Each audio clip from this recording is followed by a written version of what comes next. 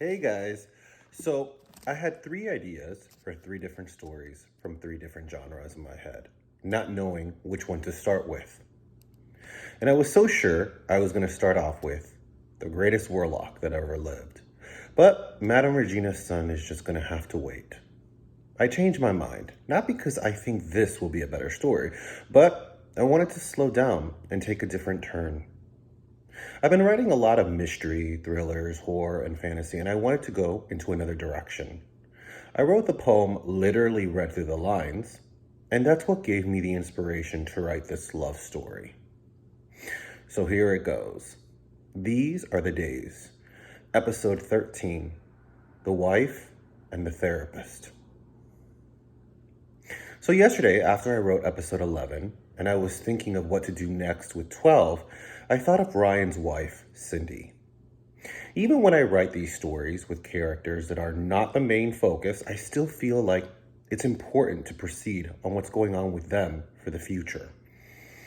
So I decided to give Ryan and Chris a break and really put the spotlight on Cindy here. I wasn't originally going to do this, but I felt like it really did make a lot of sense for the outcome of the whole story and make it more lifelike. So Cindy decided to do an emergency appointment with Robert Davidson. She's been really stressed out with him not picking up the phone or texting back since the second day up there. Camp Everwood. Remember, his phone got damaged when the boat tipped over with Ryan, so he has no way to communicate with her or his kids since then. She's even given the receptionist a bit of an attitude when she couldn't switch up his schedule to talk to her, but Robert Davidson himself told Kalisha to switch the other appointment to have her.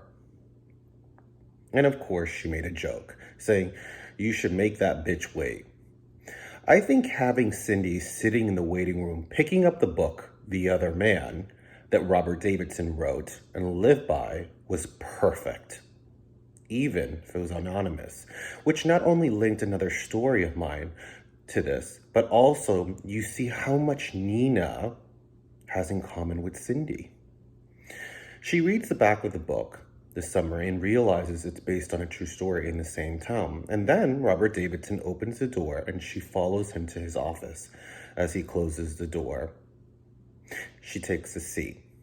He sees her appearance, which is very different than usual. Usually she's put together, well-dressed with makeup. Today, she has made no work on her appearance and she looks tired. He said when they were walking, "What a surprise." She said that she had a lot on her mind. When they took a seat, he asked what's going on. She opened with, "Ryan went on a retreat to this camp thing to volunteer for kids." She doesn't want to say anything, but you can tell in her voice that it frustrates her that was much more important than staying home and focusing and fixing what's been going on in the family and their marriage. Now, after that, Robert Davidson said, "Yes, he discussed this with me the last time he was here."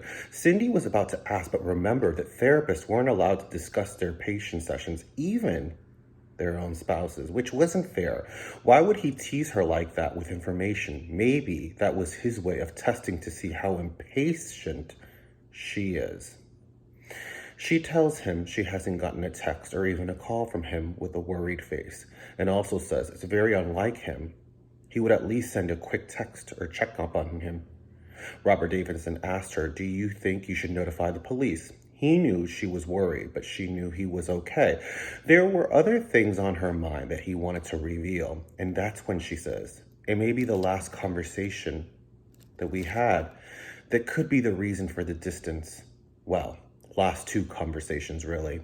Ryan was becoming more frustrating that she was talking to his mother. And you see, in this session, the reason why she doesn't stop is because the lack of communication he gives her, which makes her think that he's hiding something, which he is. But we also figure out, so is she. That's the reason why, yes, she's worried, but not panicky, which Robert Davidson picked up on very quickly. We realized that 2 years ago, And there was a flashback in one of the episodes before where Jessica mentioned to Ryan that doesn't it bother him that mom spends so much time with Tom. Now, it's confirmed that she was having an on and off affair with a handsome history teacher in the same school. It doesn't justify it, but because of the lack of attention to her and the family and the dozing off and daydreaming, Ryan was doing off the life that he wished he had.